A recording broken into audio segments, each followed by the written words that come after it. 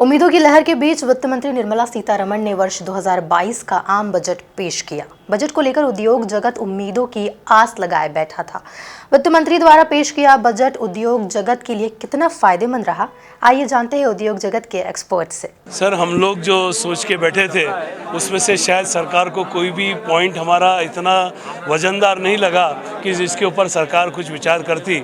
जैसे कि मैंने आपसे पहले बताया था, 2.5 लाख की स्लैब जो है वो हमारी चूँकि परचेसिंग कैपेसिटी इतनी कम हो जाती है उसमें, तो उसको ध्यान में रखते हुए 5 लाख का करना चाहिए था, वो एक्सेप्ट नहीं हुआ। ATC के अंदर 1.5 लाख का जो दिया हुआ था उसको 3 लाख की हमारी डिमांड थी, वो नहीं हुई।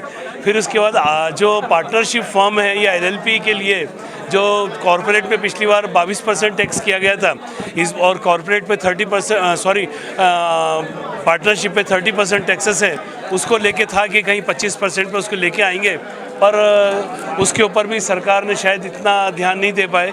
लेकिन मुझे ऐसा लगता है सरकार ने उन पॉइंट को फोकस किया जिसका रोड मैप पूरे अगले 20 साल के लिए तय हो जाए, और एक भारत को नवीन भारत बनाने के लिए, भारत को विश्व गुरु बनाने के लिए शायद उस डायरेक्शन में सरकार ने अपनी कदम रखा है, जिसमें आर्टिफिशियल इंटेलिजेंसी के ऊपर जोर दिया गया, इंफ्रास्ट्रक्चर के ऊपर जोर दिया गया। 25,000 किलोमीटर्स रोड का अगर कंस्ट्रक्शन होना है तो कहीं ना कहीं देश एक अलग विचारधारा, चूँकि हो सकता है हम लोग जिनको पकड़ते हैं वो छोटी छोटी चीज़ें हों जिनको हमको नहीं पकड़ना चाहिए। आज हमको इस बात का एहसास हो रहा है कि शायद हमने बहुत छोटी चीज़ों को पकड़ा और बड़ी चीज़ों को ओमिट कर दिया, इग्नोर कर दिया, जबकि सरकार का ध्यान पूरा उसको अगला 20 साल हमारा इंडिया कैसे आगे बढ़ेगा उसके ऊपर हो जाएगा।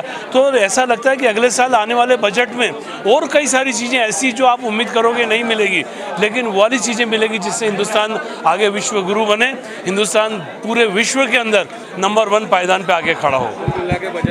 कुल मिला के बजट अगर हम छोटी बातें सोचेंगे तो हमारे लिए नहीं था, लेकिन अगर हम बड़ी बात सोचें, विश्व गुरु के बनने के लिए सोचें और इंफ्रास्ट्रक्चर के बारे में सोचें, तो we are going to be number 1 in infrastructure in future. जो उद्योग को उम्मीदें थी वो पूर्ण नहीं हो सकी, और विशेष रूप से ग्रीन एनर्जी फ्यूल जो अपना नेचुरल गैस है, पाइप नेचुरल गैस है, उसको GST में कवर होना था, उस पर वेट लागू है जो कि उचित नहीं है, और वेट का कोई रिफंड इंडस्ट्री को नहीं मिलता है। 14 और 18% का लॉस होता है। इस बार बहुत उम्मीद थी कि उस पर केंद्रीय सरकार कुछ करेगी, वो नहीं हुआ।